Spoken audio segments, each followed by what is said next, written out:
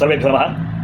ದೀಪಾವಳಿ ದೀಪಾವಳಿ ಅಂತಂದರೆ ನಮ್ಮ ಜೀವನವನ್ನು ಬೆಳಗಿಸುವಂಥದ್ದು, ನಮ್ಮ ಜೀವನವನ್ನು ಉದ್ಧರಿಸುವಂಥದ್ದು, ಸಕಲ ಜೀವರಾಶಿಗಳನ್ನು ರಕ್ಷಿಸುವಂಥದ್ದು. ಹಾಗಿದ್ರೆ ಏನಿದು ದೀಪಾವಳಿ? ಎಲ್ಲರಿಗೂ ದೀಪಾವಳಿ ಹಬ್ಬದ ಶುಭಾಶಯಗಳು. ಹಾಗೆ ಈ ದೀಪಾವಳಿ ಅಂತಂದರೆ ಸತ್ಯ ಅಸತ್ಯ, ಧರ್ಮ ಅಧರ್ಮ, ಈ ಅಧರ್ಮವನ್ನು ಹೋಗಲಾಡಿಸಿ ಧರ್ಮವನ್ನು ರಕ್ಷಿಸುವಂಥದ್ದು, ಅಂತಂದರೆ ಸನ್ಮಾರ್ಗವನ್ನು ಸೂಚಿಸುವಂಥದ್ದು, ಸನ್ಮಾರ್ಗದಲ್ಲಿ ನೆಲೆಸುವಂಥದ್ದು, ದೀಪ ಬೆಳಗುವಂಥದ್ದು. ಆ ಕತ್ತಲೆಯ ಜಾಗದಲ್ಲಿ ನಾವು ದೀಪವನ್ನು ಹಚ್ಚಿದಾಗ ಅದು ನಮಗೆ ಮಾರ್ಗವನ್ನು ಸೂಚಿಸುವ ರೀತಿಯಲ್ಲಿ ಯಾವುದೇ ರೀತಿಯ ಅಧರ್ಮಿಕ, ಅಸನ್ಮಾರ್ಗಿಕ, ಅಸಂಬದ್ಧ, ಅಸತ್ಯ, ಹೀಗೆ ಹಲವಾರು ಈ ಮಾನವನಿಗೆ ಮೋಕ್ಷ ಪ್ರಾಪ್ತಿ ಆಗದ ವಿಷಯಗಳನ್ನು ದೂರೀಕರಿಸಿ ಮೋಕ್ಷ ಪ್ರಾಪ್ತಿಯ ಆಗುವ ಮಾರ್ಗವನ್ನು ಸೂಚಿಸುವ. ಹಾಗೆ ಈ ಮೋಕ್ಷ ಪ್ರಾಪ್ತಿ ಅಂತಂದರೆ ಸನ್ಮಾರ್ಗದ ಒಂದು ಜೀವನದ ದಾರಿ. ಆ ಕಾರಣಕ್ಕೆ ನಮಗೆ ಮಾರ್ಗವನ್ನು, ಜೀವನದ ಮಾರ್ಗವನ್ನು ಸೂಚಿಸುವಂಥದ್ದೇ, ತೋರಿಸುವಂಥದ್ದೇ ದೀಪಾವಳಿ. ದೀಪ ಬೆಳಗಿದಾಗ ನಮಗೆ ಮುಂದಿನ ಮಾರ್ಗವು ಸೂಚಿಸುವಂಥದ್ದು.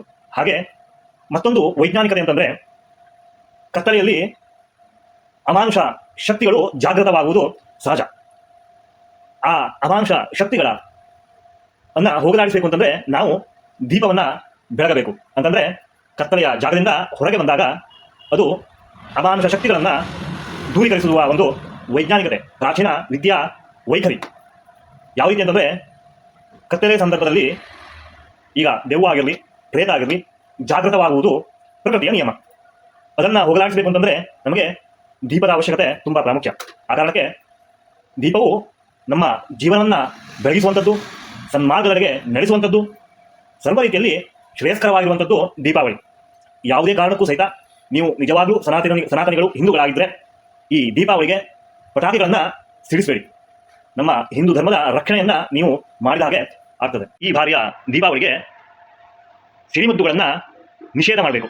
ಯಾವುದೇ ಕಾರಣಕ್ಕೂ ಯಾವುದೇ ಹಿಂದೂಗಳು ಸಹಿತ ಸಿಡಿಮದ್ದನ್ನು ಬಳಸುವ ಹಾಗಿಲ್ಲ. ಯಾಕಂತಂದರೆ ನಮ್ಮ ಜೀವನವನ್ನು ಉದ್ಧರಿಸುವಂಥದ್ದೇ ದೀಪಾವಳಿ ಹೊರತು ಪ್ರಕೃತಿಯ ನಾಶವನ್ನು, ವಾಯು ಮಾಲಿನ್ಯವನ್ನು, ಗಿಡ ಮರಗಳಿಗೆ ಆ ಮಾಲಿನ್ಯತೆಯಲ್ಲಿ ಕೊಡುವಂಥದ್ದು. ಅಂತಂದರೆ ವೈಜ್ಞಾನಿಕವಾಗಿ ಆ ಕಾರ್ಬನ್ ಏನು ಹೊಗೆ ಪ್ರಕೃತಿಯ ಮರಗಳಿಗೆ, ಗಿಡಗಳಿಗೆ ಹೋಗಿ ಸೇರಿದಾಗ ಅದನ್ನು ಸ್ವಚ್ಛ ಮಾಡಲು ಆ ಪ್ರಕೃತಿ ಗಿಡ ಮರಗಳು ಆಕ್ಸಿಜನನ್ನು ಹೊರಗಾಕಲು ತುಂಬ ಸಮಯ ಬೇಕು. ಇದು ಗಿಡ ಮರಗಳಿಗೆ ವಿಷಕಾರಿ, ಹಾಗೆ ಮಾನವನಿಗೂ ಸಹಿತ ಅದು ವಿಷಕಾರಿಯೇ. ಆ ಕಾರಣಕ್ಕೆ ಯಾವುದೇ ಕಾರಣಕ್ಕೂ ಸಹಿತ ಸಿಡಿಮದ್ದುಗಳನ್ನು ಬಳಸಬಾರ್ದು. ದೀಪವನ್ನು ಹಚ್ಚಿ, ದೀಪವನ್ನು ಬೆಳಗಿ ಅಂತ ಹೇಳ್ತಾ ಎಲ್ಲರಿಗೂ ಮತ್ತೊಮ್ಮೆ ದೀಪಾವಳಿಯ ಹಾರ್ದಿಕ ಶುಭಾಶಯಗಳನ್ನು ಕೋರ್ತಾ, ನೀವು ಸಹಿತ ಎಲ್ಲರೂ ನನಗೆ ದೀಪಾವಳಿಯ ಆಶೀರ್ವಾದವನ್ನು ಮಾಡಿ ಹೇಳ್ತಾ ಸಂಪೂರ್ಣತೆಯನ್ನು ಗೊಳಿಸ್ತಾ ಇದ್ದೇನೆ.